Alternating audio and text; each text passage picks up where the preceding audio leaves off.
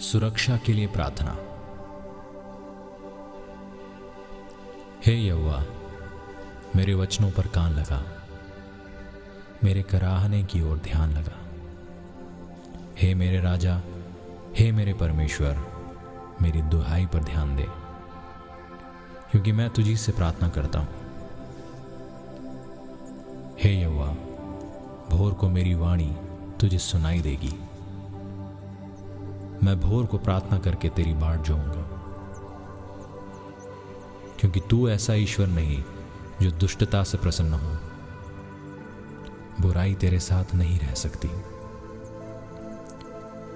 घमंडी तेरे सन्मुख खड़े होने ना पाएंगे।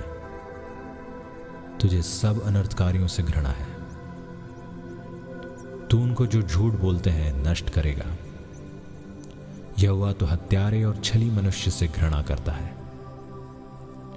परंतु मैं तो तेरी अपार करुणा के कारण तेरे भवन में आऊंगा।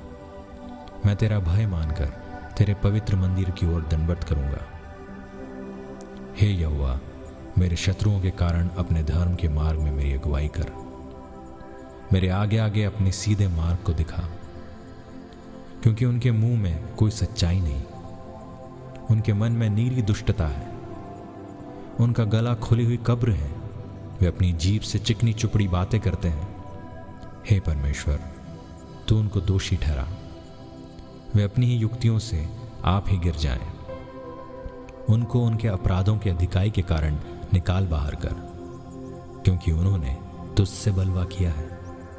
परंतु जितने तुझ पर भरोसा रखते हैं वे सब आनंद करें। वे सर्वदा ऊंचे स्वर्ग से गाते रहें, क्योंकि तू उनकी रक्षा करता है। और जो तेरे नाम के प्रेमी हैं तुझसे प्रफुल्लित हो, क्योंकि तू धर्मी को आशीष देगा। हे यहोवा, तू उसको अपने अनुग्रह रूपी ढाल से घेरे रहेगा।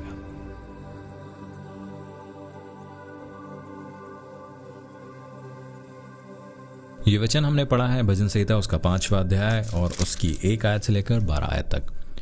और इसमें भी दाऊद जो है वो सहायता के लिए प्रार्थना कर रहा है।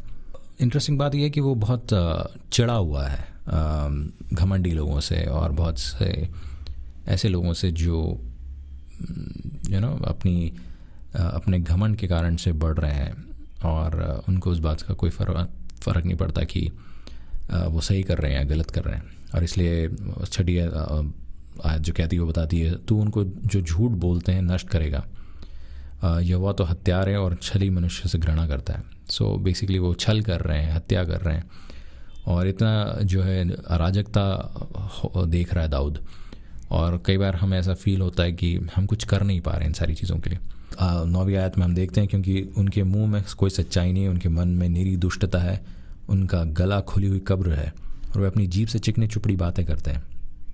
बट 10वीं आयत में, हे परमेश्वर, तू उनको दोषी ठहराया। वे अपनी ही युक्तियों में आप गिर जाएं। और ये होगा भी, क्योंकि परमेश्वर जो है वो बुराई देख नहीं सकता और वो ढील देता है ज़रूर, लेकिन एक पर्टिकुलर टाइम के बाद कहीं ना कहीं जजमेंट होता है। At the same time eternal life में जो हमारा जजमेंट होने वाला है उसके लिए भी वी आर अकाउंटेबल। सो इसलिए इन सारी बातों से हम लोग ना छिड़ें। और लेकिन जैसा कि 12वीं आयत तक आते आते पता चलता है, क्योंकि तू धर्मी को आशीष देगा। हे यहोवा, तू उनको अपनी अनुग्रह रूपी ढाल से घेरे रहेगा। You will be protected, you will be secured. और जो भी इस वक्त परिस्थितियाँ चल रही हैं उन सब से परमेश्वर हमें सिक्योर करके रखेगा। बहुत सारे ऐसी चीज़ें हमको लगता है होपलेसनेस दिखती है, लेकिन ऐसा है नहीं। परमेश्वर जो है हमें थामे है। और इसलिए दाऊद इन दी एंड जो उसका कंक्लूजन हमेशा निकालता है, उसको यही लगता है कि अल्टीमेटली मेरी जो ढाल है वो परमेश्वर में ज़िंदा हूँ। अगर मैं ये लिख पा रहा हूँ तो वो because of our lord. So I hope आपको ये भजन इंटरेस्टिंग लगा होगा। यदि आपको ये ऑडियो वीडियो पसंद आया है तो प्लीज़ आप इसको लाइक करें और सब्सक्राइब करें इस चैनल को।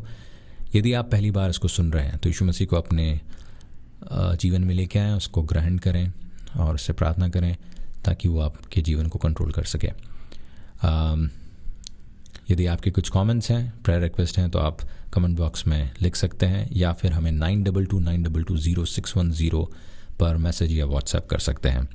यदि आप इस मिनिस्ट्री को कुछ डोनेट करना चाहते हैं तो सेम नंबर पर आप पेटीएम भी कर सकते हैं। आइए हम लोग प्रार्थना करें।